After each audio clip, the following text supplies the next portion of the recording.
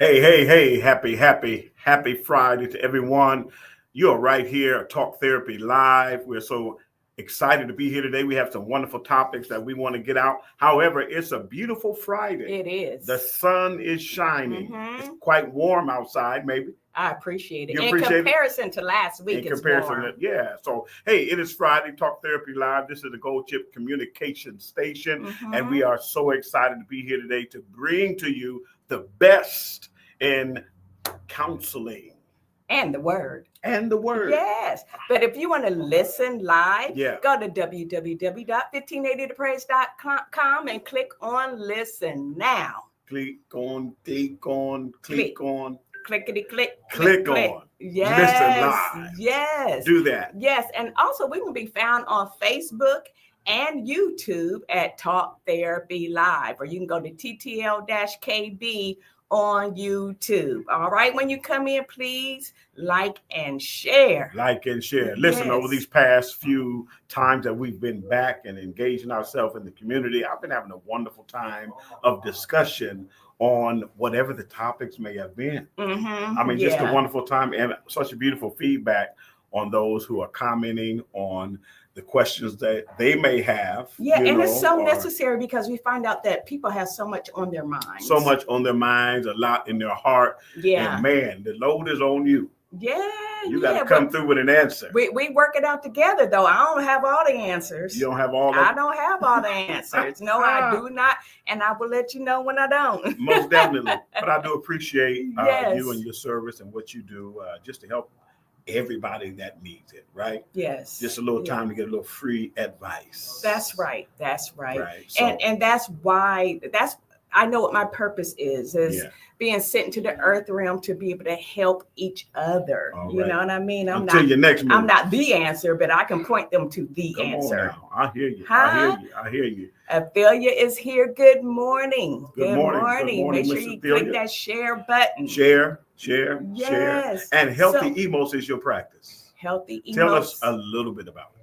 Healthy Emotes Counseling Services was developed in 2017. Okay. I do telehealth therapy. Mm-hmm. That's where we are online, and I do individual marital counseling for children. I kind of do it all. I love working with clients who have depression, anxiety, and also ADHD.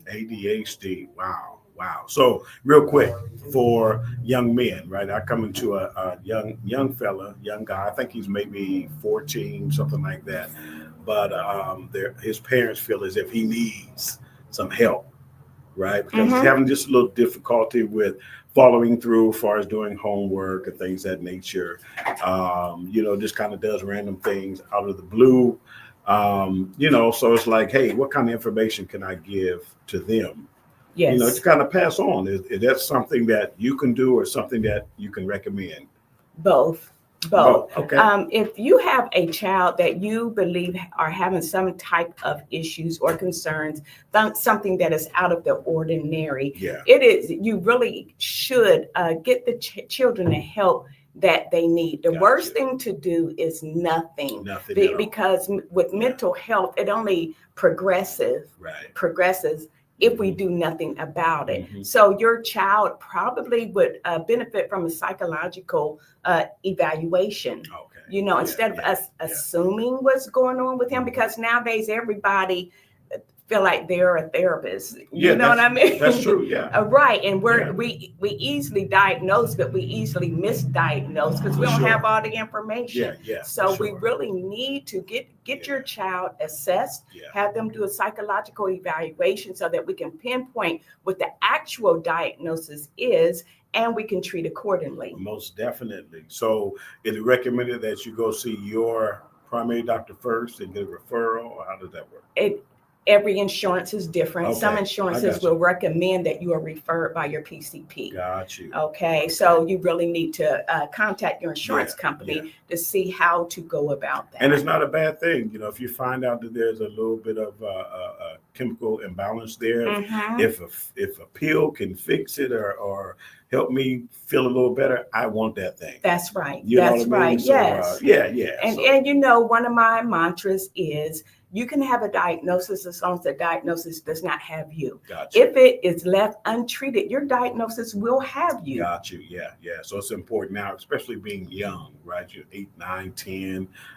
Get some help now. So that's something you can't grow out of, right? Are you learning how to manage it? How does that work? Both.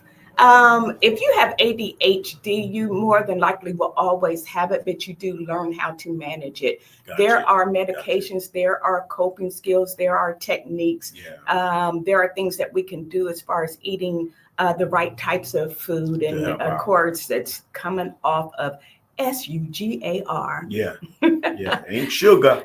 Sugar. Sugar. that is America's #1 addiction. But addiction is no good for clients who have ADHD. Okay. Yeah. I got you. Yeah. So if you feel like, your child is suffering from something that is out of the ordinary, just get them.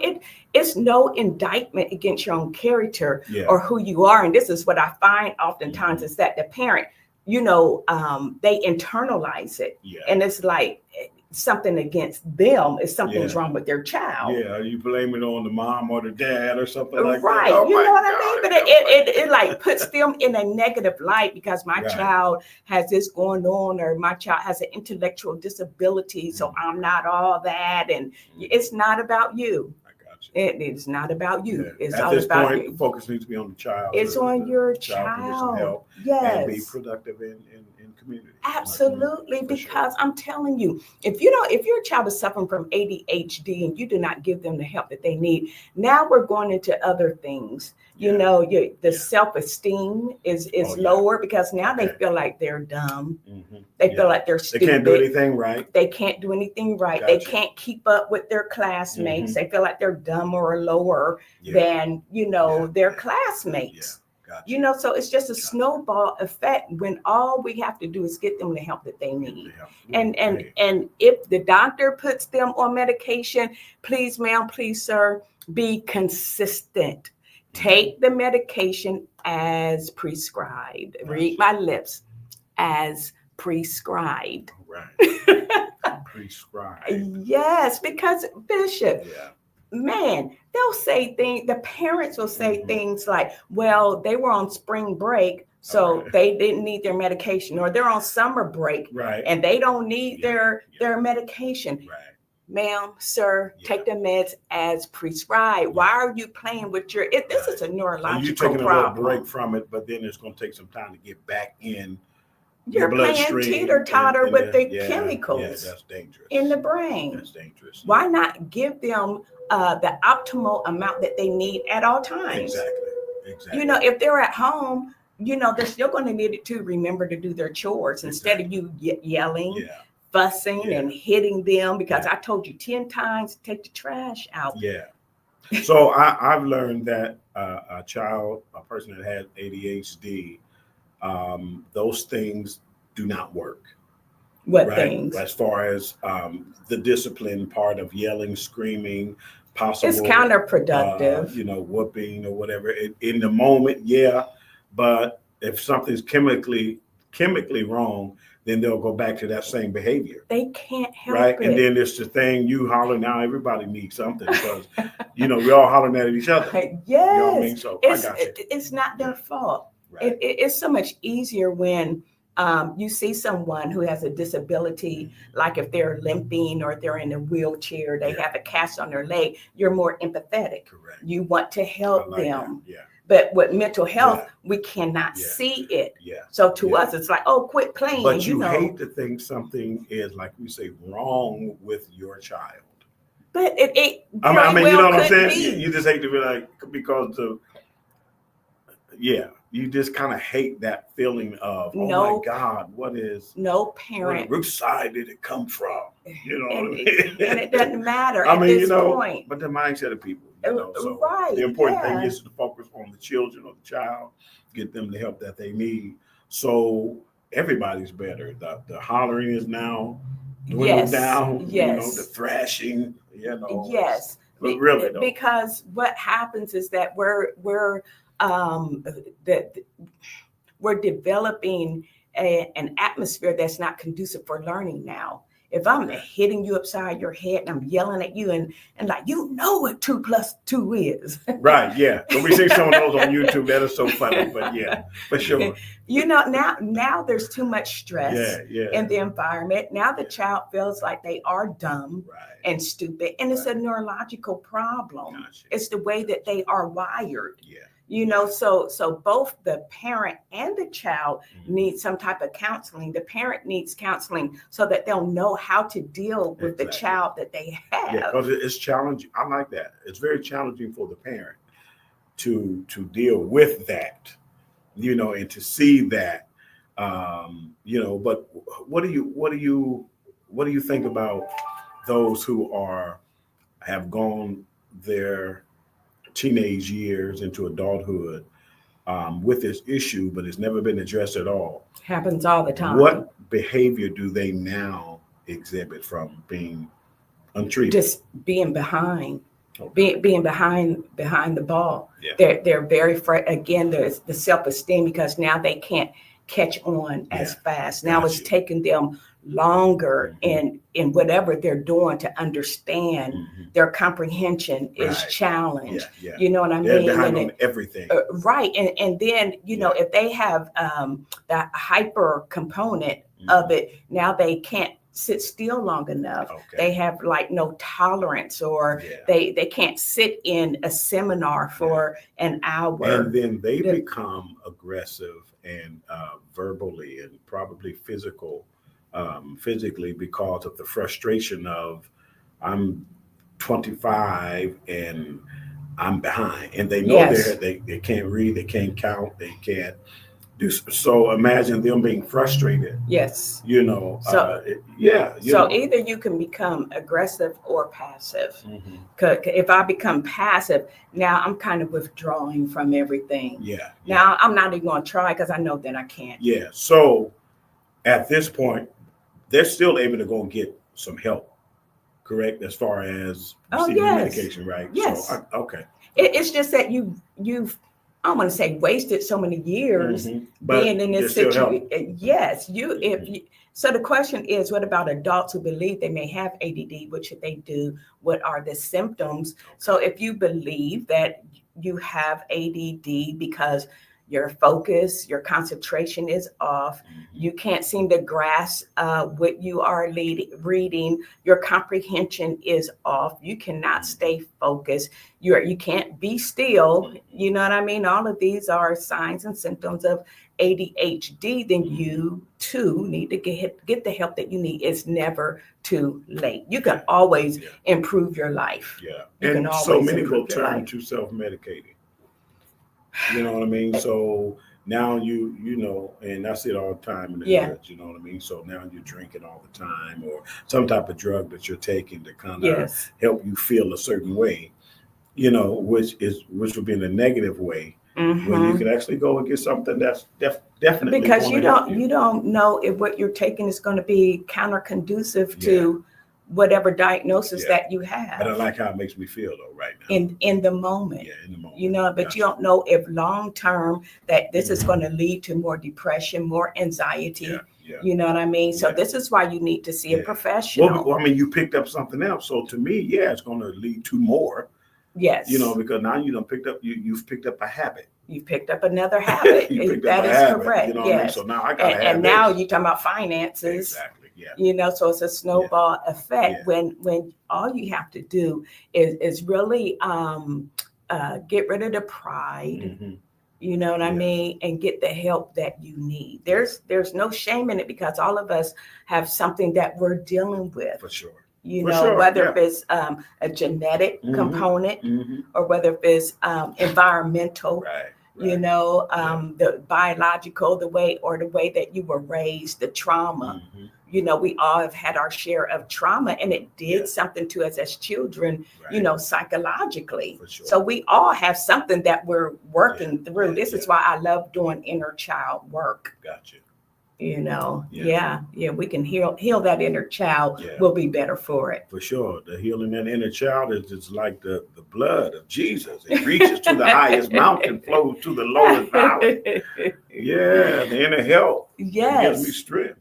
That's right. That's but right. really, because you're really getting to the core places of your life that you try to shun away from, but is ever present in your face. Yes. You know what I mean? But you don't like to acknowledge it. And no matter how or where you are in life, high or low, you still have some things that you probably, need to address. That inner child will raise his or her head from time to time. Yeah. For the most part, the inner child likes hiding out in the basement of your soul, Gotcha. behind boxes of guilt, shame, fear, low self-esteem, being unloved, all these boxes they hide behind. But every now and then, when they're triggered, the inner child will raise up because it wants to protect you. Got you. You know what I mean? Yeah. So we have to really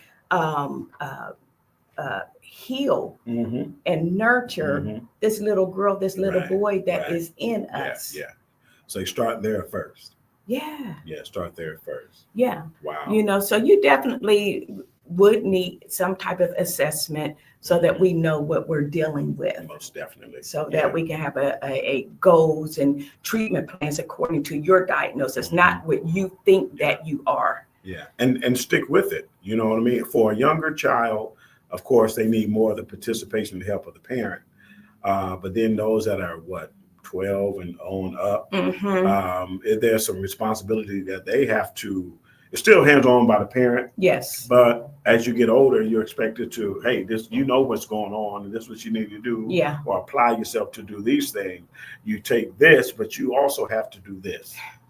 You know what I mean? Listen, so if you don't participate, it's such a big problem because oftentimes parents will give the children the medication and they want the medication to do everything. Correct. Right.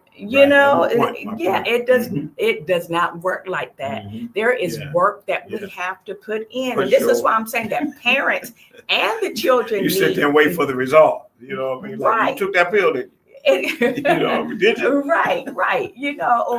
Or the child to say they're acting up and the child would say, I didn't take my medication today. Right. Okay, you didn't take your medication today, but what are the coping skills and techniques that you can put in place until you can get to your medication? Right. But a lot of times the parents will not put their children in counseling. Gotcha. They just have them on the medication. Gotcha. You need them both. So you need all of that. Yes. You need all of that. Are there resources for those that may not through their job be able to get help like what you do?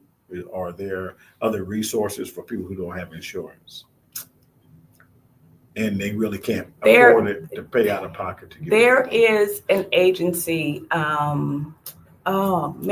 Mental Health America. Okay. I used to volunteer for them, but they do have counselors who will counsel pro bono. Gotcha. I mean, they're licensed and everything. Like I said, I used to work for them when I was getting started trying to get my hours in and stuff. But so Mental Health America, and they have counselors in your community, so you don't have to travel far. To do that. But definitely check out if you have an employer and you have EAP, because with EAP, you can have so many sessions for free. Like they may give like 8 sessions for free. Gotcha. And then whoever your therapist is can work it out, after that. Yeah, that's great. It's needed.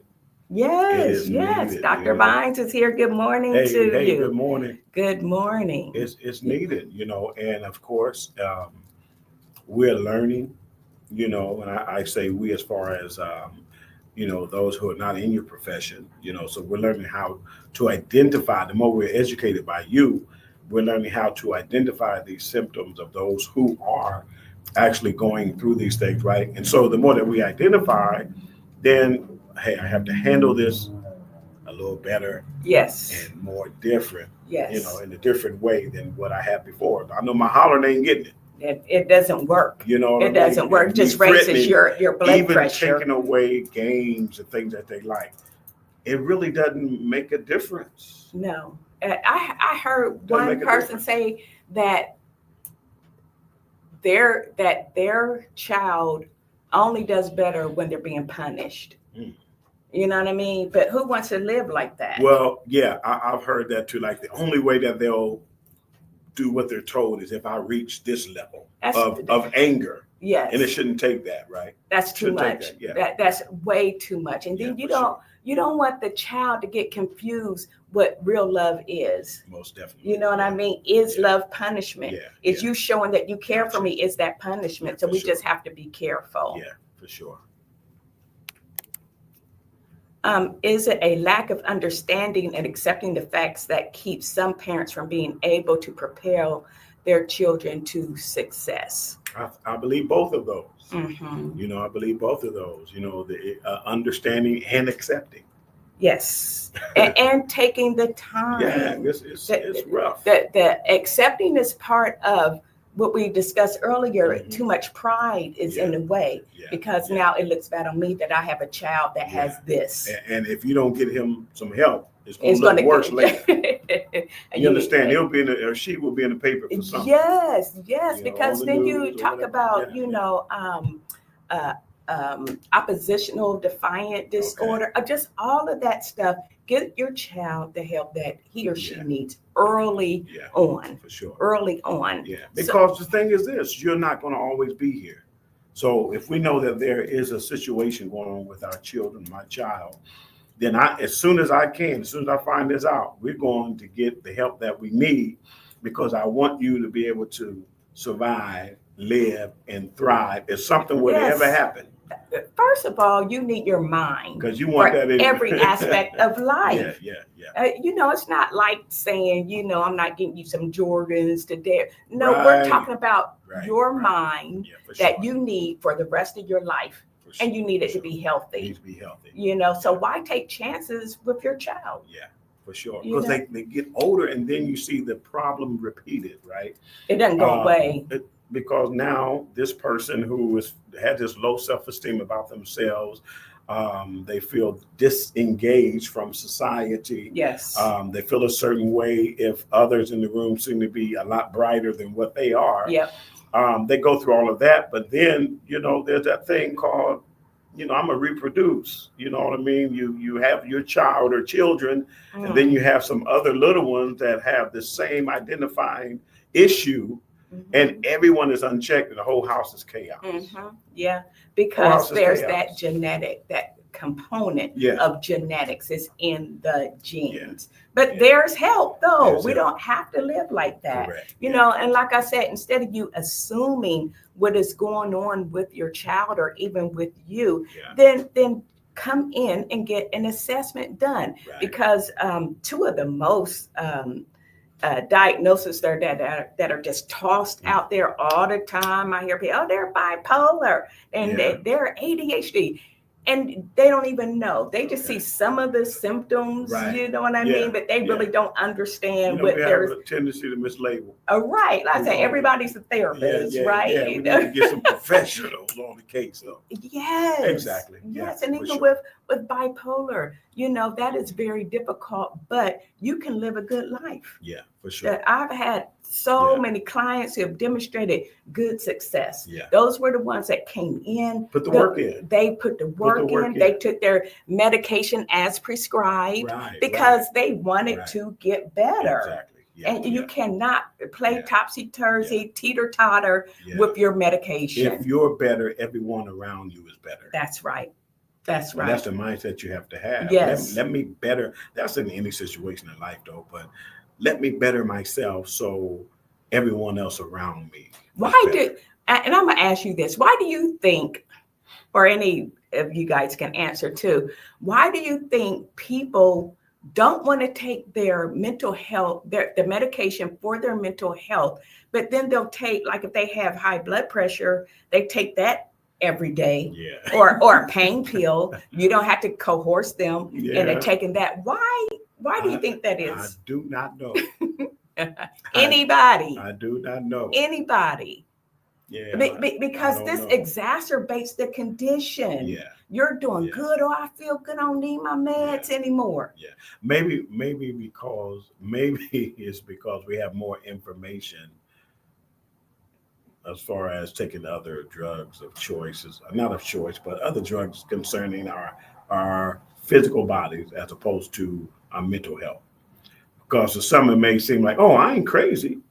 You're saying I'm crazy, so maybe that's the thing. Like if I take this means I'm crazy. But if you But start, you're crazy for not taking it, though. I look at it like that. yes, Yeah. yeah. And the answer to that question is please do your own research. Yeah. Inform yourself, educate yourself. For sure. You know what I mean? For sure. I'm the type of person, I'm asking my doctor a plethora of questions. Yeah. And guess what? When I get home, I'm going to do my own research. I'm going to see if it counteracts with any vitamins that I'm taking. For sure. This is my life. This is my health. Yeah. You know what I mean? So we have to but be there's a small well-informed. percentage that are like you. There's a small percentage that's actually going to do their own work. Yes. It's just like a small percentage of those who go to church that actually read their Bibles. It's the same way. Yeah. They'd rather be told. Right. And I'm the type of therapist, because I love my clients and I want to see them succeed. I am always providing that psychoeducation piece. Yeah. I don't just tell you what to do. I tell you why we're doing and why I recommend what I'm suggesting. So you will know the purpose. I'm taking this so that I can create stability in my mindset. Right. Yeah. Even though there are issues with having and being diagnosed with ADD, there are some benefits like cognitive strengths, creativity, innovation. All of that is true. Right. No, seriously, all of that is true. And they are actually finding out, that people with ADHD are very intellectual people. For sure. And some of the scientists or what have you will say that these are, back in our prior life or whatever, were like your hunters and your seekers, because they can multitask. They can hunt and they can hear and they can, you know what I'm saying? They can do a lot of things at one time. But now we come to societal norms and what is normal within the society in which we live now. You know what I mean? And all of those attributes are wonderful. But if it is causing delay in your academics, if it's setting you behind, then we just have to have that fine balance. Have to have a balance. You can, a lot of musicians are like this, right? A lot of musicians are like this. That part is fine. Very creative in their in their music writing, performing, but then in everyday living, it's like the separation of that and then life. Yes. Because you always have to do life. That's right. Outside of whatever else you do, you still have to deal with life. That's right. You have to deal with loved ones. You have to deal with responsibilities. You know what I mean? So, but it's those things that we see on the norm, because you're great at this, but oh my God, you're horrible at this. Yeah. What I mean? So, because you're operating on one side of your mind instead of. So balance is necessary. You have to have it. It is necessary. You have to have it. Very you know what I mean? So again, we have to do, I wouldn't necessarily even say introspection, because we know how we're wired. You know what I mean? Sure. And if something is awry, we can tell that we're off a little bit. Even like with depression, people will start off having mild depression, moderate depression, and they won't talk to anyone. What I mean, they won't get the help that they need. And now they continue to sink lower and lower and lower into extreme and severe. Now you're like almost at a state of paralysis, because you don't have motivation to do anything. You know yourself better than anybody does. Do you feel like you're functioning at optimal performance? Wow. Yeah. Seriously. You have to have that balance, though. Yeah. You have to have that balance. But you want to feel great about yourself, right? Great about what you do, learning how to handle, you may be depressed in the moment, but you don't want to take on that spirit of depression. Yes. And people get severely depressed. Yes. And again, I mean, like there's no hope, there's no answer. I don't talk to anyone. Right. Period. Yeah. For 2 weeks at a time. Now you're shamed.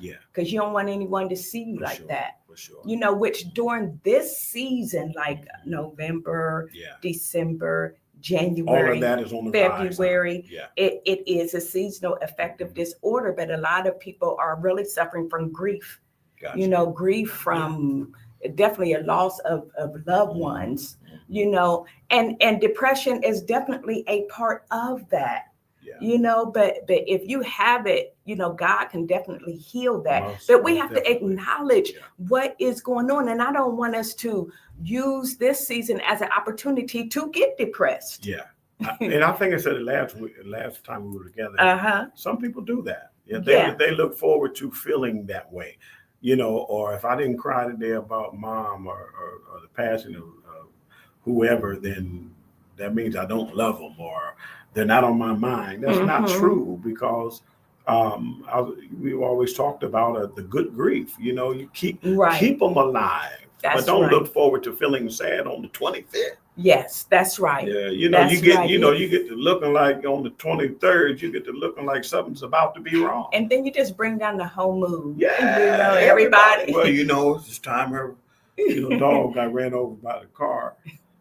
So she's what's happening. Right. Exactly. So every year. Yeah. And that's a different type of grief too. But learning how to turn that into good. Once you come to acceptance, you know what I mean? Because you have different type of losses. Like we talked about the loss of a loved one. I think nothing can. Yeah, and it takes time to get through those things. It does. It takes time. It does. I'd say never tell a person get over it, right? Yeah. You're not just done get with that through it, and it gets better. And then you have like that. What about the loss of self? Yeah. We're still living and we're still functioning, but you know that you're not the same person. And some of us have had injuries, you know what I mean? Certain diseases, and we lost a big part of ourselves. And so now we're living in the grief process. Depression and that's true. Yeah. And so with that is turning it into thankfulness. I may not be the same person that I was.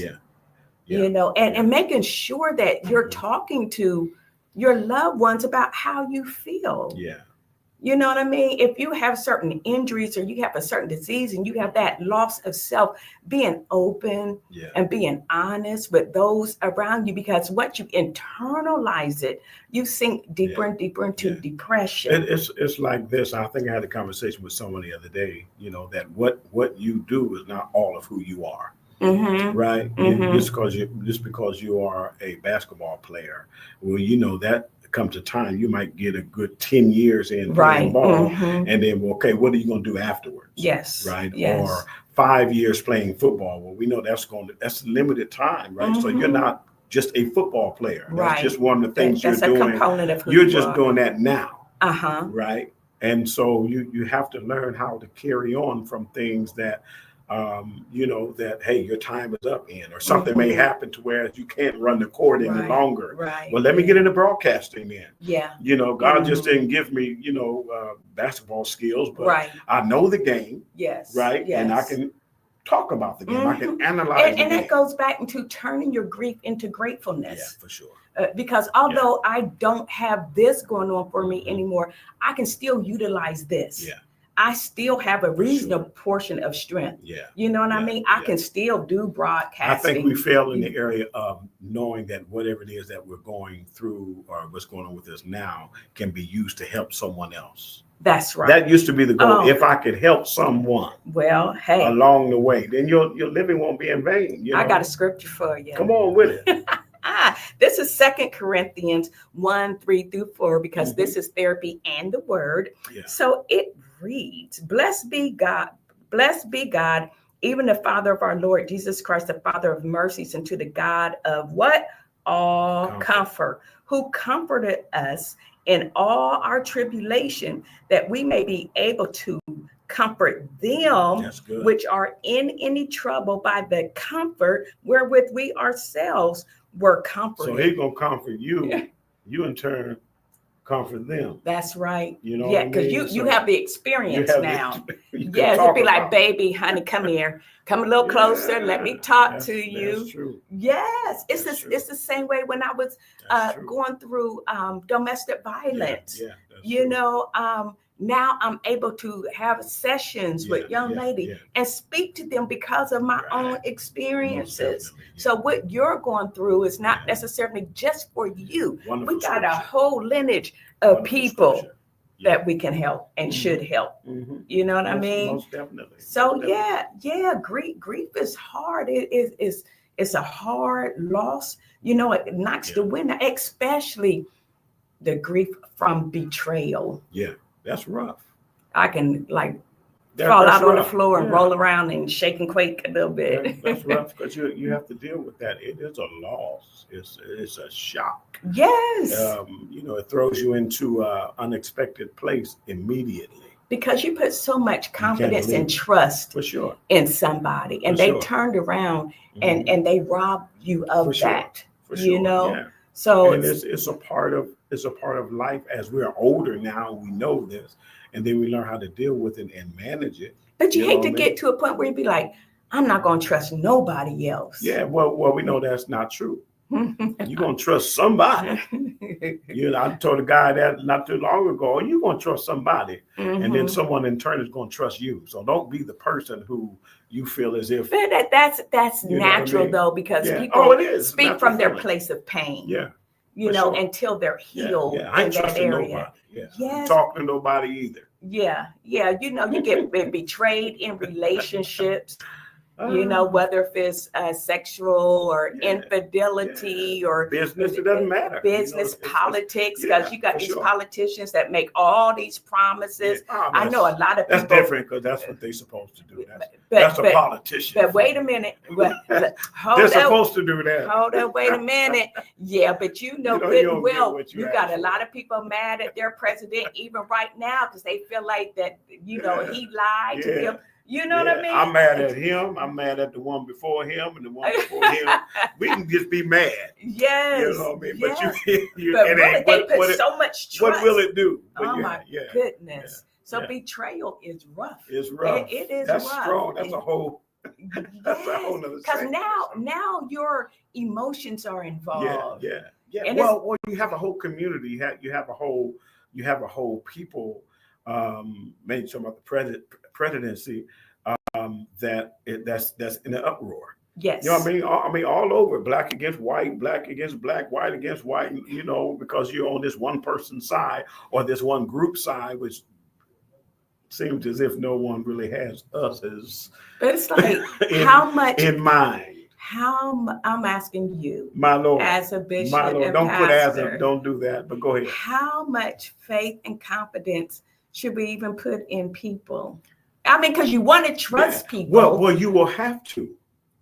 You will have to. All of our faith and trust totally goes into God, right? But there is a faith that we put in people as well. You have to have that. You know, people put faith in me as being their leader, confidence in me as being the leader, faith in you as being the counselor, you know, faith in children, faith in their parents to provide. Yes. So you will always have to have faith to a certain degree in people. I just get to the point where nothing surprises me anymore. Well, that's because you've lived a while. You've lived a little bit. Marvin Bozeman says they may feel others will reject what it is they have to say about their self. I'm not really sure what that is regarding. Maybe to a certain explain, that could be something else we talked about maybe.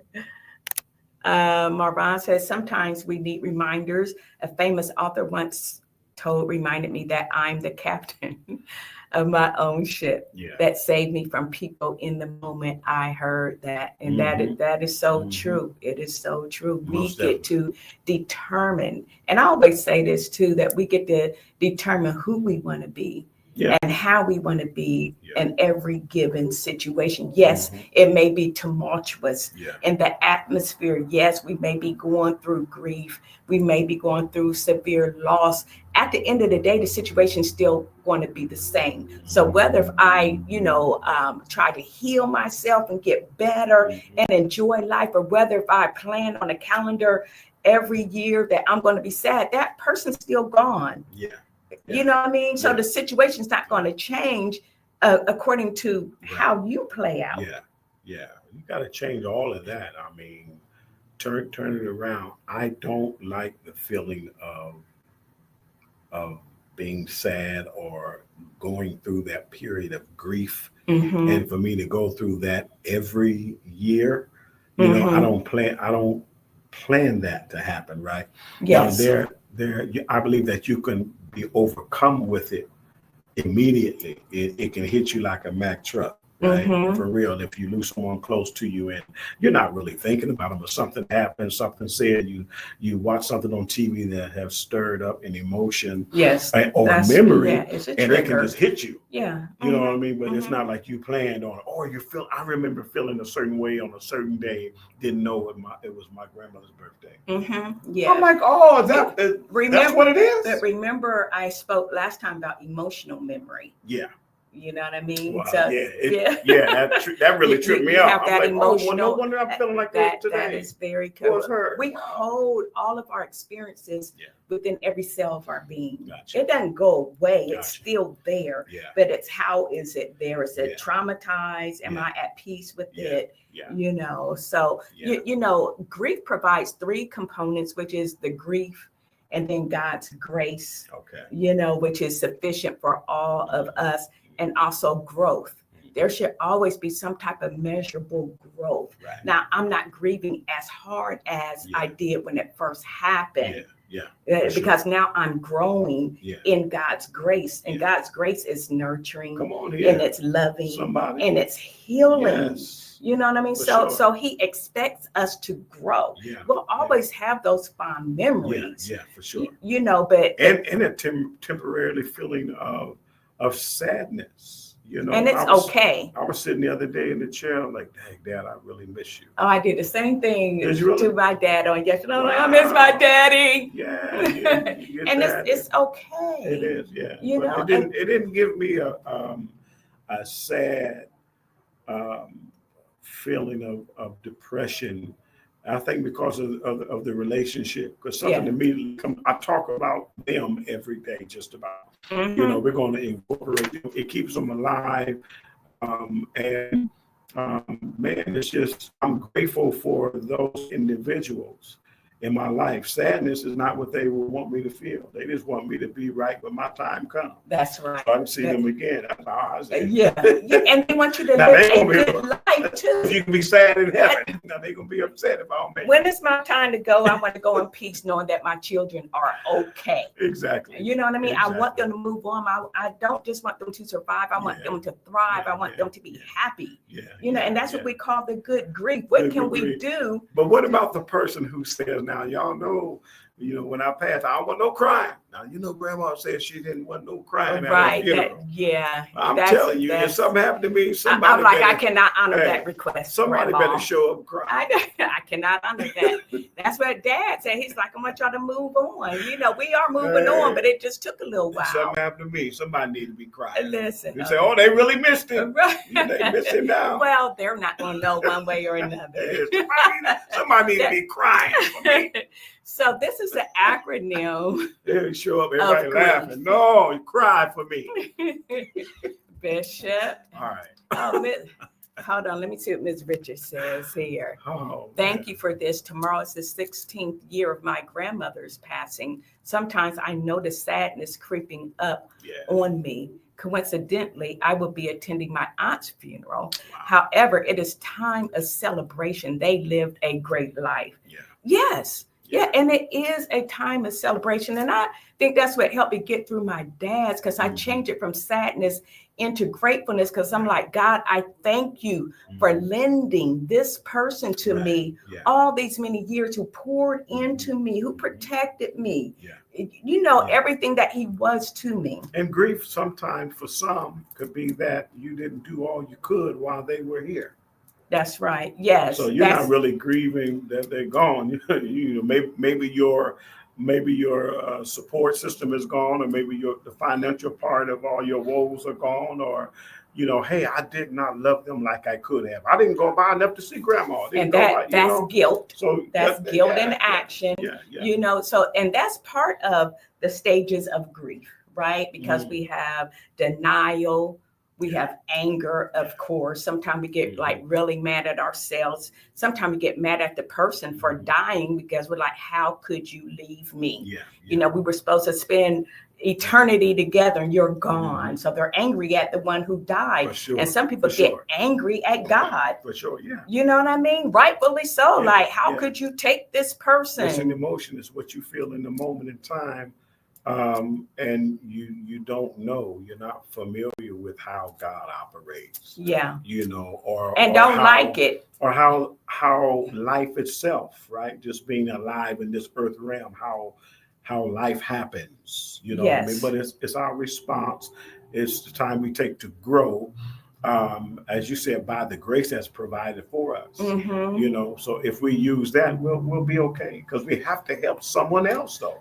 We just have to come into agreement with what God is doing. We have to accept what God allows. Other than that, we're going to be kicking and screaming. And the thing I like about it is that the true part is that we feel what we feel when we feel it. Period. And we feel that the true feelings and emotions that we have, they are real. So we have to identify those. But what are we going to do, right? Are we going to stay here?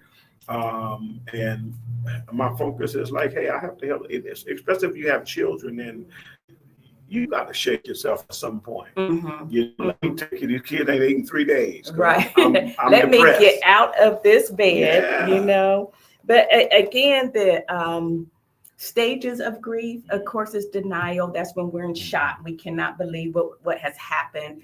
We get anger at whoever or whatever. And then we have the bargaining part. Like, if I could just take this away, I'll do anything for this not to be true. We're going back and forth with God, and of course we have the depression, the withdrawal, the isolation, the crying episodes, the insomnia. And of course we have, the stage of guilt. Like you said, was I there for this person? Know that you didn't do everything you could for this person. You held a grudge way too long against them. You let time go by, and now they're gone. Well, once they're gone, they're gone. They're gone. And you're still here. And then hopefully we get to the final stage, which is acceptance. So I call them the waves of grief, because they can come up on you at any given time. It just takes time to move past, to work through those things so that you can be the best person that you can. That's right. That's right. That's rough. If you all have a pencil and paper, I want you all to write down this acronym. Write down grief. All right. And then I'll give you what I have, because G stands for get in touch with your emotion. Okay. We talked about the different stages of grief. What are you actually feeling? Are you frustrated right now? Are you angry? How do you feel? Get in touch. Identify that emotion. Okay. Don't run from it. Identify it. R is please realize what you actually have control over. Okay. When you have lost something, we realize that you don't have no control. We don't have no control, but I have control of Kimberly. I can have control of Kimberly. And whatever we don't have control of, let it go. I is integrate pleasant memories. And I always tell people to get a happy journal. In this journal, write down all the fun times and incorporate some fun, silly pictures or some quotes or things that they used to say. So when you find yourself getting sad, open up that happy journal. It's going to make you laugh. It's going to bring a smile to your face. And then E is exercise mindfulness. Pay attention to how your body feels. Why? Because the body keeps the score. Most definitely. You know what I mean? So you may have a heart palpitations. You may be perspiring, whatever is going on. And then you have to question yourself, what is going on in my body and why? So exercise mindfulness. And then F is please, ma'am, please, sir, forgive the one who has passed away.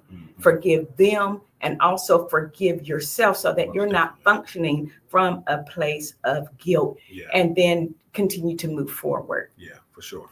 All right. Let's see what Marva says. My father told me when they put the dirt over him, I would be grown. Well, it came to me that day because he was not there. Yeah, for sure.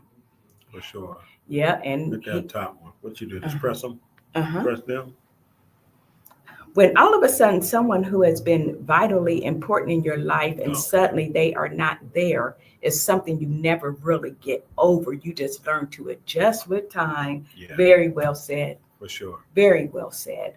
Never goes away. I mean, there are days where I will pick up a picture and I'm like, I miss you, Papa. You know, I mean, that does my heart good.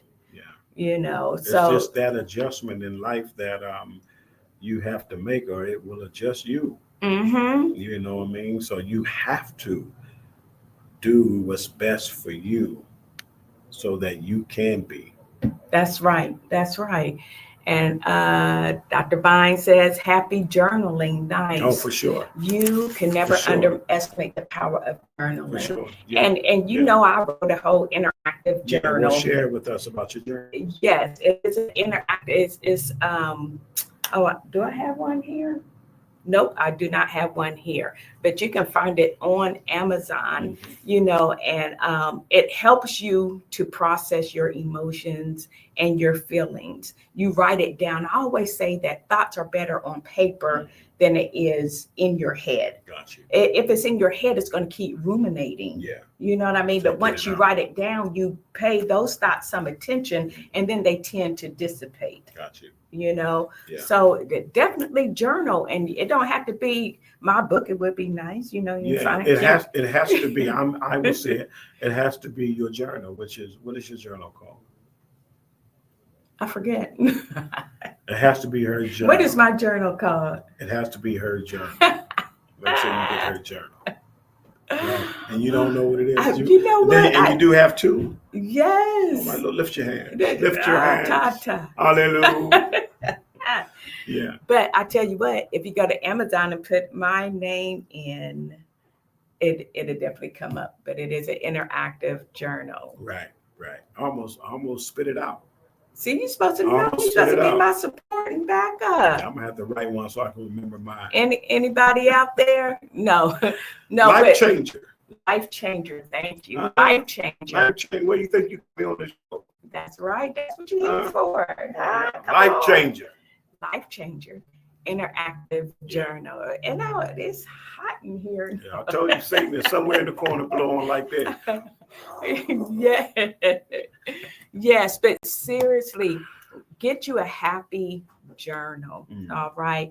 And especially when you're by yourself, you can process all of this and it will definitely change your heart. It'll change your mood, you know. And if you are suffering with depression, make sure that you are opening up and talking to someone, you know, that you can trust and confide in. You don't have to suffer in silence. That's a complete choice. Yeah, it's a complete choice. But you will realize that you feel better when you are talking to someone. Yeah. And if you don't have one that you can trust and talk to, I'm here. Yeah. Seek a professional counselor. For sure. Okay. You feel all over when you're depressed. You want to talk to Betty Crocker. That's the wrong thing. You don't want to talk to Betty Crocker because Betty Crocker is going to make you feel good in the moment. Yeah. But then she's going to put that weight on you, and then you're going to get depressed again. You know, so seek a professional counselor. So, I have a couple of things right here. We got to get ready to go. But don't forget your natural remedies for depression, you guys. You can have the dark chocolate and not a whole lot, okay? Essential oils, the lavender and the vanilla is very good for depression. And make sure that you exercise. You get so many benefits from exercising. And then sometimes just put in some funny videos, but now you can go to YouTube and put in, they have a bunch of crazy stuff out there. Yeah. packages exploding in people's faces and stuff like that. Yes, yes. Porch pirates. Yeah, and the porch pirates and but the little babies. Anything that kind of make you laugh. People who fall, you get a certain age and you don't fall like you used to fall. You fall slow and hard. So hopefully you have enjoyed this segment and that you have found it to be beneficial. Yeah. You have had a good blend today of therapy and the word. So we should be here next Friday with even more information. We love you all. Make sure that you hit like and share, you guys. Have a wonderful, wonderful Friday, and make sure that you do go and purchase your Life Changer Interactive Journal. Kimberly Bozeman. Bye. All right.